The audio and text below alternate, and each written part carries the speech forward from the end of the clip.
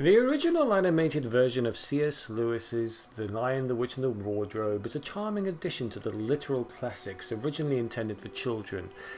Deliberately filmed as a Christian movie, the feature successfully manages not to preach its hidden message to the audience, whilst at the same time not going out of its way to hide the biblical elements that influenced it.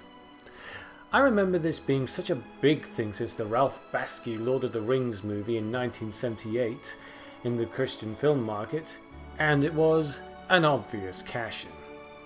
Even though the animation may look a little dated, it ages well as a nostalgic piece, and I feel it is in many ways superior to its 21st century Hollywood feature. That's not to diss those movies in any way, I love them too, but I always try to hark back to this particular version for its innocent and sometimes almost terrifying moments. The witch, voiced by Beth Porter, is by far one of the scariest villains to walk the children's animated feature that many Disney villains can learn a trick or two from. The ever-exchanging expressions and colour of her irises are almost hypnotic as they are chilling to behold.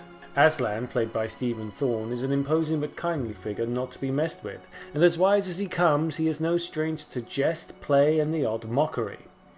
That said, despite his soft demeanour, he is still a lion at heart, fierce, powerful and commanding when he needs to be.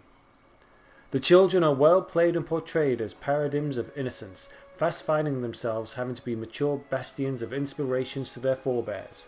And whilst Edmund is an overbearing brat at the beginning as he is meant to be, his redemption is well fought for in the end, and he earns a new element of respect, whereas before you just simply want to throw him down a well.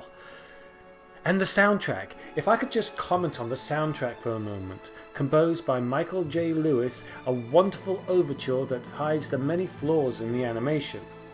It's perfect and worthy of so much more, and definitely not to be expected from an animation of this caliber.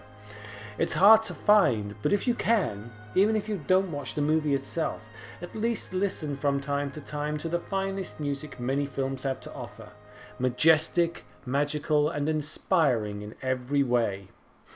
Definitively Narnia in my opinion. It may not be the special effects Lord of the Rings wannabe of the latest films in the 21st century, but it's a charming look back in the more innocent days of children's animated movies, showing that dark didn't necessarily have to be adult.